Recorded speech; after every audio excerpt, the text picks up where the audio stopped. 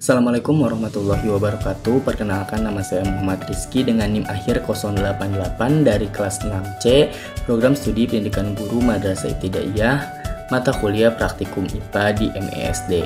Nah, setelah saya melakukan penelitian mengenai adaptasi pada tumbuhan, saya akan memaparkan hasil dari penelitian yang telah saya lakukan. Sebelum memasuki pembahasan, saya akan memaparkan alat dan bahan yang saya butuhkan selama proses penelitian, yaitu seperti pisau atau cutter, kemudian gunting, kantong plastik bening, dan juga untuk tumbuhan air saya memerlukan tumbuhan eceng gondok, untuk tumbuhan gurun saya memerlukan tumbuhan kaktus, dan untuk tumbuhan tanah saya menggunakan tumbuhan kunyit.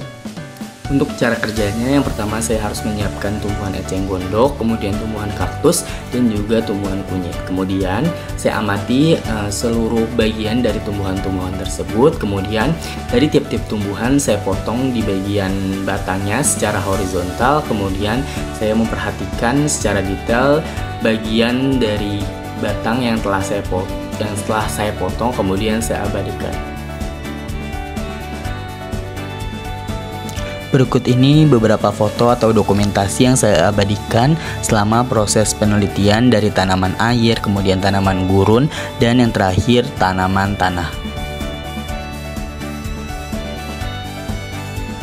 Adapun hasil yang saya dapatkan untuk tanaman air setelah saya melakukan penelitian terkait tanaman air, di sini saya menggunakan tanaman eceng gondok. Dapat saya pahami bahwa tanaman eceng gondok ini merupakan tanaman air yang sering kita temui atau kita jumpai di rawa ataupun danau ataupun di sawah. Nah, daun pada eceng gondok ini tunggal, berbentuknya itu oval dan berwarna hijau. Sedangkan batang pada eceng gondok itu menggelembung dan juga berongga, sehingga tanaman eceng gondok ini dapat mengapung di atas permukaan air.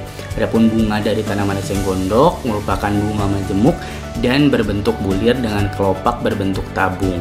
Sedangkan akar dari eceng gondok sendiri merupakan akar serabut dengan jumlah yang banyak, sehingga membuat tanaman eceng gondok ini tidak akan terbalik ketika berada di atas permukaan air. Adapun untuk tanaman gurun, setelah saya melakukan penelitian terkait tanaman gurun, di sini saya menggunakan kaktus. Dapat saya pahami bahwa tanaman kaktus ini memiliki adaptasi morfologi, fisiologi, dan juga perilaku yang memungkinkan bertahan hidup di lingkungan gurun yang kering. Nah, termasuk mengurangi laju penguapan air dari tubuh. Struktur akar yang sehat dan efisien dalam menyerap air dan nutrisi dari tanah membantu tanaman kaktus ini bertahan hidup dalam kondisi tanah yang kering. Tanaman kunyit sendiri biasanya tumbuh subur dan liar di sekitar hutan atau perkebunan. Nah, ciri-ciri dari tanaman kunyit ini memiliki warna kuning pada buahnya dan juga warna kuning kehijauan pada daunnya. Nah, daun dari tumbuhan kunyit sendiri umumnya itu berukuran lebar. Kunyit juga memiliki bentuk yang mirip dengan jahe. Daun dari tanaman kunyit bisa dijadikan sebagai obat alami untuk mengatasi gejala radang sendi. Kesimpulannya, untuk tanaman air sendiri, beberapa tumbuhan yang hidup di air memiliki daun yang mengapung di permukaan air. Nah, ini juga merupakan sebuah adaptasi karena tumbuhan yang hidup di air ini dapat menyerap cahaya matahari tanpa perlu berakar di tanah. Contoh yang paling terkenal itu seperti tanaman eceng gondok dan juga teratai yang sering ditemukan di danau ataupun di sungai dan juga di sawah. Untuk tanaman gurun, di padang pasir atau gurun yang kering dan panas, tumbuhan seringkali berkembang menjadi varietas yang tahan terhadap kekeringan. Nah, tumbuhan kaktus merupakan salah satu contoh terkenal dari tumbuhan yang memiliki duri yang tajam, di mana untuk mengurangi penguapan air dan juga melindungi dirinya dari pemakan tumbuhan yang mencoba mencari air dalam batang di tumbuhan kaktus. Nah, oleh karena itu tumbuhan kaktus sangat cocok berada di daerah gurun yang kering dan juga panas.